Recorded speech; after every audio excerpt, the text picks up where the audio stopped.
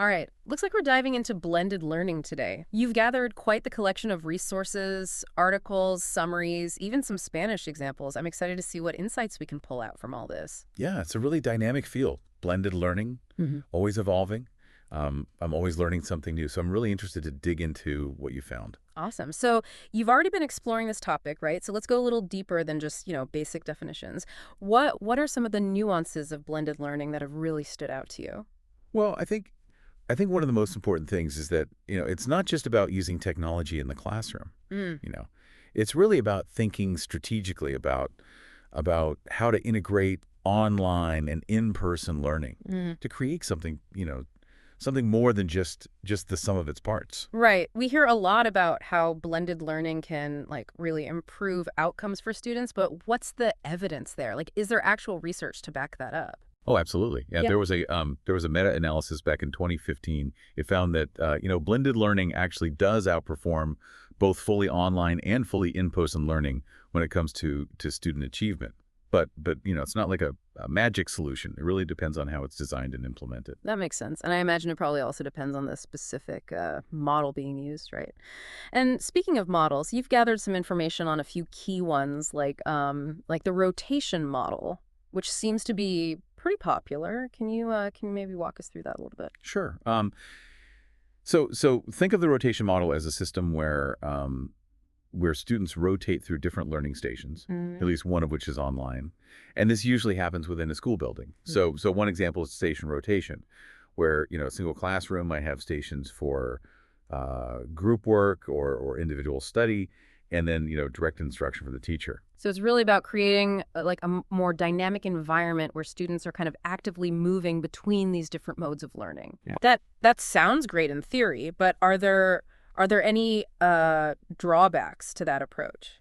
Yeah, that's a good question. I think station rotation can be really good for engagement, Yeah. but it can also be tricky for teachers to manage, multiple activities at once, especially if they're new to this model. Yeah. And it can be a challenge to make sure that all the stations are equally effective, for learning goals. Yeah, that makes sense. It sounds like planning and teacher training are really, really important for making this model work well.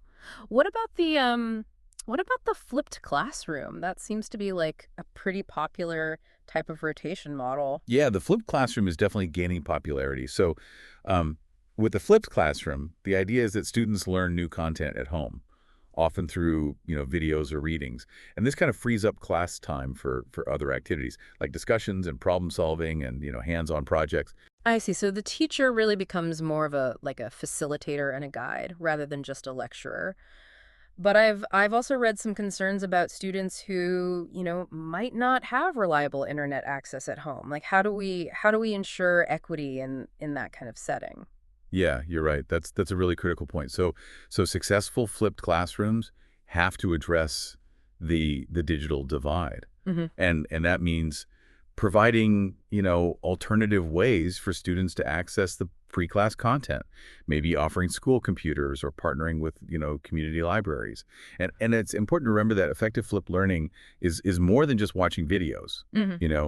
Teachers need to design engaging activities for before class and make sure that students are accountable for engaging with the material. So it's not just like assigning a video and hoping for the best. Right, exactly. Okay. Yeah, it sounds like the flipped classroom has a lot of potential, but it really does require a pretty different way of thinking about instruction and a real commitment to addressing those potential barriers. Absolutely. Now, shifting gears a bit, your research also includes some information on the flex model, which seems to be much more centered around online learning. So in this model, students work through most of the coursework online at their own pace, but teachers are available on campus for guidance and support. Right. I know you're really interested in personalized learning, so this model might be particularly interesting to you. What are some of the key features that make it successful? Well, I think successful flex models often incorporate elements of mastery learning, where students have to demonstrate proficiency in a concept before they move on, and also, personalized learning paths that are tailored to individual needs. And then frequent formative assessment is also really important to make sure that students are progressing and to identify any areas where they might need additional support. So it's not just about giving students access to online materials. It's really about structuring the learning experience in a way that allows for that flexibility and individualization. What kinds of activities are typically included in a flex model? Well, you might see things like small group work, Yeah. project-based learning, Hmm. or even one-on-one tutoring sessions. So the teacher really acts as a mentor, providing, individualized support based Yeah. on each student's progress and learning goals. I can see how that kind of personalized guidance would be so valuable. Yeah. Especially for students who maybe need more flexibility in their schedules or who really thrive in self-directed learning environments. It's really interesting how that model really kind of shifts the focus, puts the student at the center. Yeah. Yeah, it definitely seems to align well with that whole movement toward personalized learning. But let's move on to another model that you've been looking at, the a la carte model. This one seems to be all about giving students more choices. So what's the main idea behind it? Okay, so imagine a high school student who, you know, wants to take a specialized course, let's say astrophysics, but their school doesn't offer it. Right. That's where the a la carte model comes in. They can actually choose online courses from other institutions to supplement their regular in-person curriculum. Oh, so it's like they get to customize their education based on, their own interests and goals. That's pretty cool. But I'm curious about the logistics of it. Like how does that actually work? Well, it really depends on the specific implementation, Yeah. but often there are partnerships between schools and online learning providers, so students can seamlessly enroll in those external courses and actually receive credit for them. And sometimes it's even possible for high school students to take like university courses online, get a head start on college level work. Wow, so that really does open up like a lot of possibilities. But I imagine there are also challenges, right? Like how do we make sure that there's quality control, and that these courses are like aligned with learning standards when students are taking courses from, all these different places. You're absolutely right. That's a really important point. Accreditation and quality assurance are crucial. Schools need to really vet those online providers and those courses to make sure that they meet certain academic standards and that they align with their educational goals. And then there's also the challenge of supporting students who are taking these courses. Teachers need to be aware of what their students are learning online and how to kind of integrate those experiences into the overall curriculum. So it's really about communication and collaboration, between the teachers and the online instructors and the students themselves. Yeah. Okay. Now there's one more model in your research that I wanted to talk about, the enriched virtual model. And this one sounds like it combines the flexibility of online learning with those benefits of in-person interaction. Yeah, that's a good way to put it. Yeah. So in this model, most of the learning, happens online. But there are these required face-to-face sessions that are built into the course. So those might be things like workshops or lab experiments, group projects, maybe even field trips, activities that really benefit from that real-world application and that social interaction. I see. Yeah, so it's a good option for students who, maybe they're geographically dispersed or enrolled in distance learning programs. Right. But they still want that human connection and those hands-on experiences. Right. So what are some of the unique benefits of this particular model? Well, one key advantage is that it offers more flexibility than a traditional in-person class, right? Students can learn at their own pace, on their own schedules, but it also recognizes the value of that in-person interaction. It creates opportunities for students to collaborate and to build relationships, to apply their knowledge in those authentic settings. So it's really about finding that balance between flexibility and engagement. Speaking of engagement, one of your sources mentioned something called collaborative learning with computers, CSCL.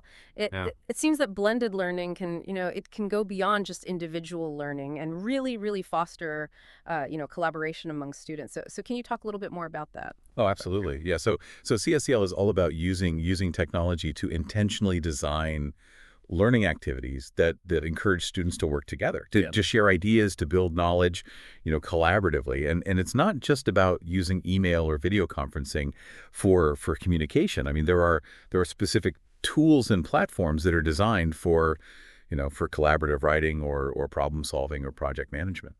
You mentioned that you've been exploring some collaborative writing tools. Yeah. So what does the research say about, about how those kinds of tools can benefit students? Well, studies show that well-designed CSCL activities can really enhance critical thinking skills, communication skills, Mhm. and the ability to give and receive constructive feedback. So when students are working together using these tools, they're not just passively absorbing information. They're actively engaged in dialogue. Right. Challenging each other's ideas, constructing knowledge together. It's like building this virtual learning community where everyone's voice is valued and collaboration is just kind of woven into the learning experience. Exactly. That's pretty powerful. It is, and CSCL activities can be, integrated into many different blended learning models. So, for example, in a flipped classroom, students might use collaborative writing tools to prepare for in-class discussions, Hmm. or in a flex model, they might use, project management software to work together on a long-term project. Hmm. Now, I also noticed that some of your sources are in Spanish, so I'm curious to hear what perspectives they kind of bring to this conversation about blended learning. Are there any unique insights or examples that stood out to you? Well, one thing that was really emphasized in the Spanish sources was the idea of aula invertida, which is basically the flipped classroom model that we talked about earlier. Right. And they had a really great example of how this model is being used in a science class to really maximize student engagement and interaction during class time. So instead of, just sitting there listening to a lecture, the students are actually applying their knowledge and engaging in those hands-on activities. Exactly. So the example they gave was of students, watching a video lecture at home about the principles of physics, and then coming to class ready to conduct experiments, to work on problem sets, to have those, lively discussions with their peers and the teacher. It's like turning the classroom into like a living laboratory. Right. That sounds incredibly engaging. Did those sources talk about any other aspects of blended learning that you found interesting? Yeah. They also highlighted the importance of the teacher's role in these blended learning environments. Hmm. Emphasizing that technology should empower teachers, not replace them. Yeah, it's easy to like get caught up in all the excitement about new tools and forget that the human element is still so important.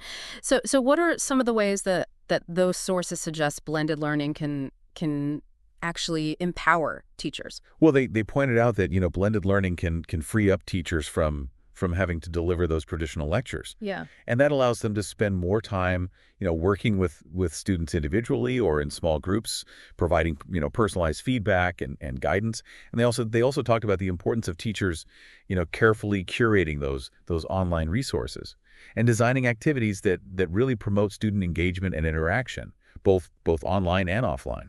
So it's like the teacher becomes this learning architect, carefully crafting these dynamic, blended experiences that really leverage technology to enhance the learning process. That's a great way to put it.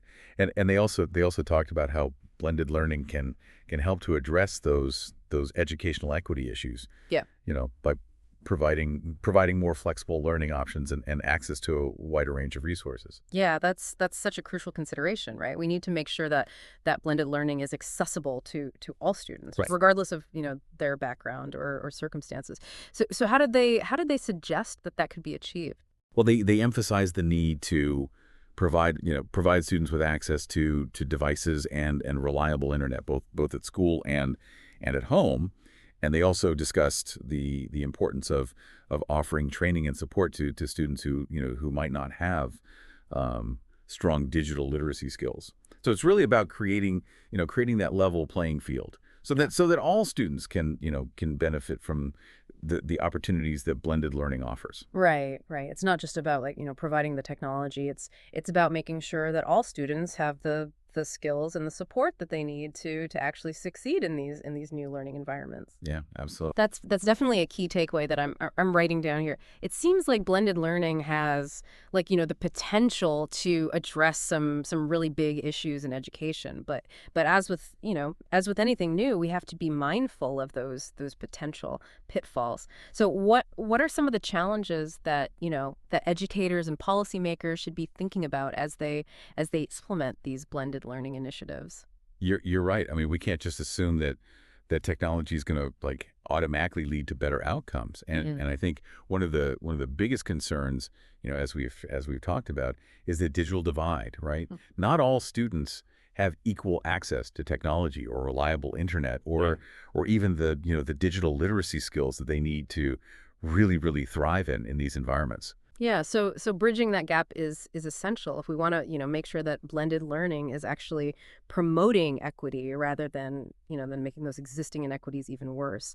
So what are some things that schools and communities can do to address that challenge? Well, there are a few things. Providing devices and internet access to students in need is really crucial. Whether that's through school issued laptops or partnerships with community organizations that offer free or low cost internet.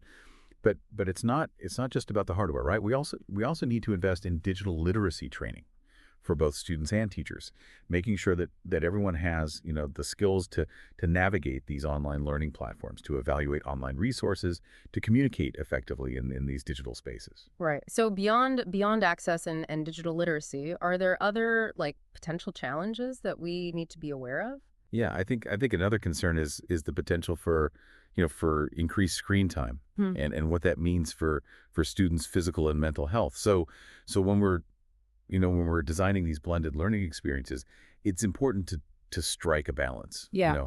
between online and offline activities to make sure that there are still opportunities for movement and social interaction and hands-on learning. Yeah, so it's not about like, replacing face-to-face interaction entirely. It's about finding those ways to use technology to really enhance and complement those interactions. Exactly. Blended learning should be about creating a varied learning experience that really caters to the needs of all learners.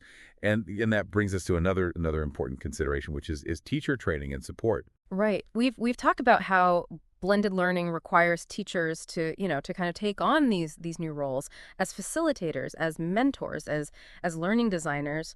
So how do we equip them with the skills and the resources that they need to really excel in these roles? Professional development is key. You Yeah. know, teachers need teachers need opportunities to learn how to design engaging blended learning experiences, Yeah. to select and evaluate those online resources, to use technology to personalize instruction, to manage the unique dynamics of a blended classroom. Right. So it sounds like ongoing professional learning is essential, not just like, a one-time workshop. Right. Exactly. And it's not just about acquiring those technical skills, Mhm. right? Teachers also need support in kind of developing a new mindset, one that really embraces experimentation, collaboration, continuous learning. Right. It's about fostering this culture of innovation where teachers feel empowered to try new things, Mm. to learn from their mistakes, to share their successes with their colleagues. It's like we're all on this learning journey Well, together. right. Teachers, students, administrators, policymakers. Blended learning is not a destination. It's an ongoing process Yeah. of exploration and improvement. Yeah. That's a great way to put it. And it's important to remember that students should be, they should be active participants in this journey. Yeah. We need to seek their feedback on their blended learning experiences, listen to their challenges, and really incorporate their ideas Yeah. into the design and implementation of these initiatives. Yeah, creating those feedback loops is so important if we want to make sure that blended learning is really student-centered Mm. and responsive to their, their needs and their preferences. Exactly. And Good. and ultimately, I mean, the goal of blended learning is to empower students, Hmm. right? To become those self-directed, those engaged learners who can thrive in this world that's increasingly digital, increasingly interconnected. It's about giving them the skills and the knowledge and the mindsets they need to really succeed now and in the future. Well, I have to say this deep dive has been It's been incredibly enlightening. We've explored the definition of blended learning, Mhm. talked about how it's evolving. We've looked at different models and their strengths and weaknesses. We've discussed, those really critical considerations like equity and accessibility and teacher support. And we've even touched on some pretty exciting possibilities like collaborative learning with computers. It's been a really great conversation, and I hope it's given you, the listener, a deeper understanding of blended learning and its potential to really transform education. I think you've given us some truly valuable insights and some really practical guidance for anyone who's looking to implement or improve blended learning in their own context. Yeah. So as we wrap up this deep dive, what are some key takeaways that you hope our listener will walk away with? Well, first and foremost, I think it's important to remember that blended learning it's not a one-size-fits-all solution. Mm. It's about, finding that right blend of online and in-person learning experiences Mm. to meet the unique needs of your students and your educational setting. It's about being thoughtful Yeah. and intentional, right? In your design and implementation. Always keeping those student needs at the forefront. And it's about embracing that spirit of experimentation and collaboration and continuous improvement. You know, don't be afraid to try new things, to learn from your mistakes, and to share your successes and your challenges with others. This is a field that's constantly changing. So staying curious and connected and engaged with the latest research and best practices is key. And most importantly, blended learning. It's not about the technology itself. It's about you know It's about leveraging technology to create those more engaging, more equitable, more effective learning experiences for all students. That's a great way to put it. So as you continue exploring blended learning, keep those insights in mind. Stay curious and never stop trying to create those transformative learning experiences for your students. And remember, you don't have to, navigate this journey alone. There's a whole community of educators and researchers and thought leaders out there who are passionate about blended learning and eager to share their knowledge and their support. Yeah, connect with them, learn from them, and together let's shape the future of education. Until next time, happy blending.